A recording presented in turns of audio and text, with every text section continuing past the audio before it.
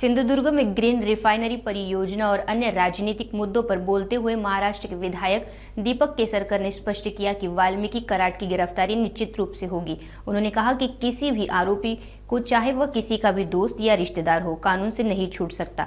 धनंजय मुंडे के मामले पर बात करते हुए केसरकर ने कहा कि यदि उन पर लगे आरोप साबित नहीं होते हैं तो उनका इस्तीफा मांगने का कोई मतलब नहीं है। गोष्ट असते की कुठलाही ज्यावेळेला पोलीस तपास असतो त्यावेळेला तो निपक्षपातीपणे झाला पाहिजे आणि त्याच्यामुळे कुठलाही आरोप जर धनंजय मुंडेंच्यावर सिद्ध झाला नसेल तर आता त्यांच्या राजीनाम्याची मागणी करण्याचं कुठलंही प्रयोजन दिसत नाही, कारण कुठल्याही गोष्टीमध्ये शेवटी राजकारण येतं। खरोखर कोणाचा संबंध असेल तर त्यांच्या संबंधात बोलणं ठीक आहे, परंतु तपासामध्ये असं कधीही निष्पन्न झालेलं नाही आहे की या प्रकरणी कोणाचा तपास आहे। आतापर्यंत जी आरोपीची नावं जाहीर झालेली आहेत त्याच्यापैकी काही लोक फरार आहेत, अगोदर त्यांना अटक करायला लागेल, त्यानंतर निपक्षपाती चौकशी होईल।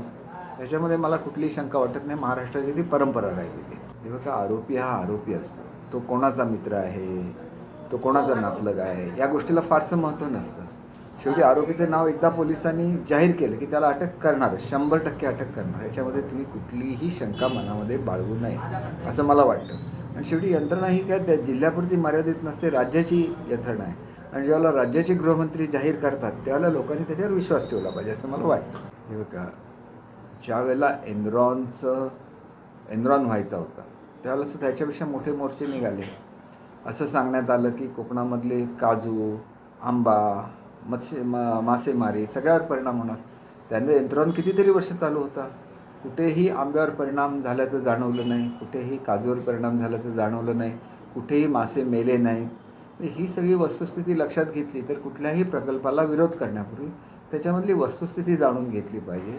आणि हल्ली प्रत्येक गोष्ट ही प्रदूषणमुक्त करणं हे संपूर्ण जगभरामध्ये चालू आहे। त्याच्यामुळे जे काही जाहीर केलं होतं त्याप्रमाणे इथं ग्रीन रिफायनरी व्हायची होती आणि जर ग्रीन रिफायनरी होणार असेल आणि त्यातून प्रदूषण होणार नसेल तर निश्चितपणे त्याचा विचार झाला पाहिजे, परंतु ही सगळी वस्तुस्थिती लोकांच्या समोर आली पाहिजे की नेमकं काय तंत्रज्ञान आहे, त्याच्यापासून काय होईल हे लोकांना ज्याला समजेल। नाही येत नाही तसं बिलकुल नाही आहे। एक गोष्ट लक्षात घेतली पाहिजे की इथून पुण्याची फ्लाईट चालू आहे, इथल्या लोकांचा जास्त संबंध मुंबईशी येतो, त्याच्यामुळे मुंबईची फ्लाईट चालू राहिली पाहिजे आणि ती फ्लाईट उडान योजनेखाली होती, ती उडान योजनेखाली त्याला काही कन्सेशन्स मिळतात आणि ती मिळावी आणि ती लवकरात लवकर पुन्हा एकदा चालू व्हावी। कारण दुसऱ्या ज्या एअरलाईन्स आहेत जसं इंडिगो आहे, जसं एअर इंडिया आहे, तर ह्या कंपन्यांच्या अधिक हे आहेत किंवा लहान कंपन्यासुद्धा हल्ली आलेल्या आहेत, जसं स्टार एअरलाईन आहे, त्यांची मध्यम आकाराची विमानं असतात। हे सगळ्याची फिजिबिलिटी बघितली पाहिजे। मी अजून काय ह्याच्यामध्ये नुकतीच निवडणूक संपलेली आहे, त्याच्यामुळे ह्याचा पाठपुरावा निश्चितपणे 100% केला जाईल आणि मुंबईचं विमान, कारण सिंधुदुर्ग पुणे विमान चालू आहे पण सिंधुदुर्ग मुंबई विमान चालू नाही, त्याच्यावर पाठपुरावा करायला लागेल।